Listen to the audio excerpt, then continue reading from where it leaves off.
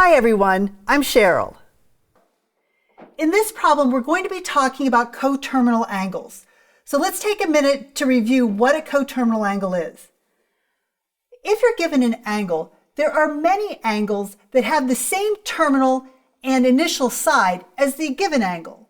However, they're different because the way you rotate from the initial to the terminal side is different.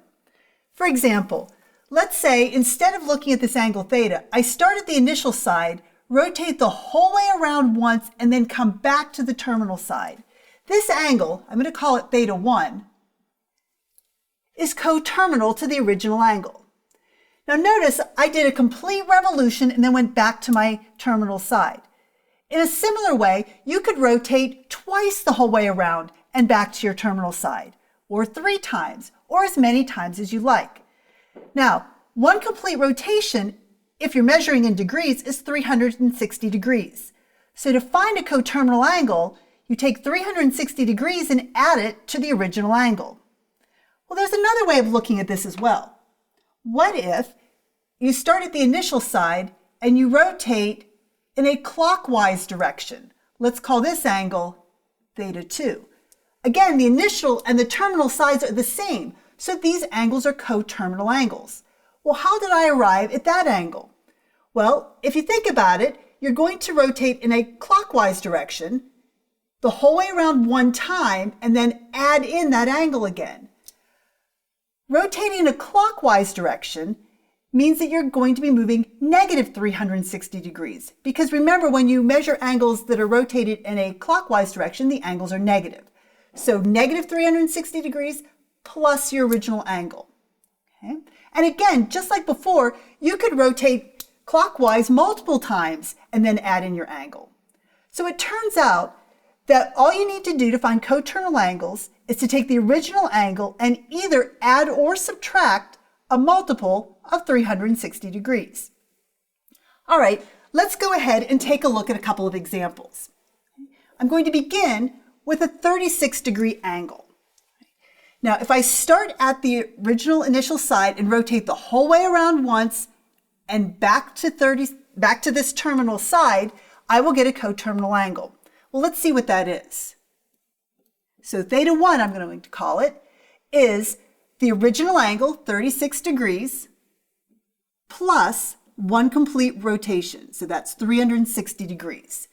That gives me 396 degrees for one example of a coterminal angle.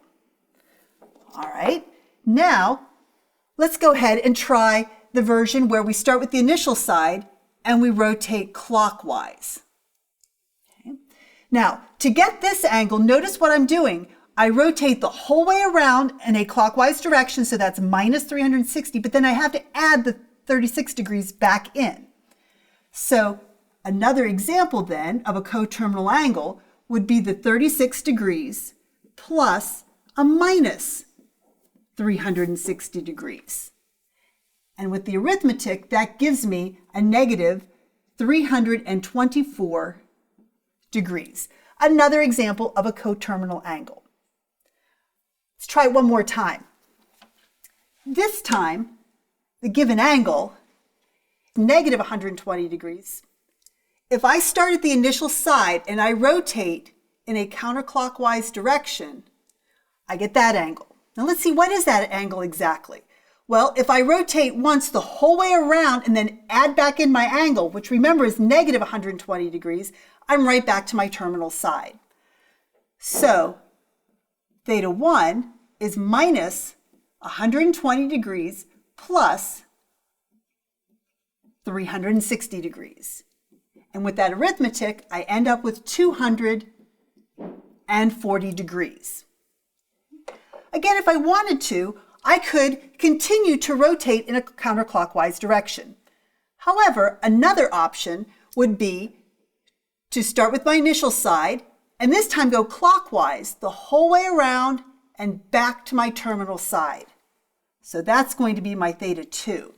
Now remember, rotation in a clockwise direction is going to be a negative measure. So I'm going to go the whole way around once, that's negative 360 degrees, and then back to my angle of negative 120.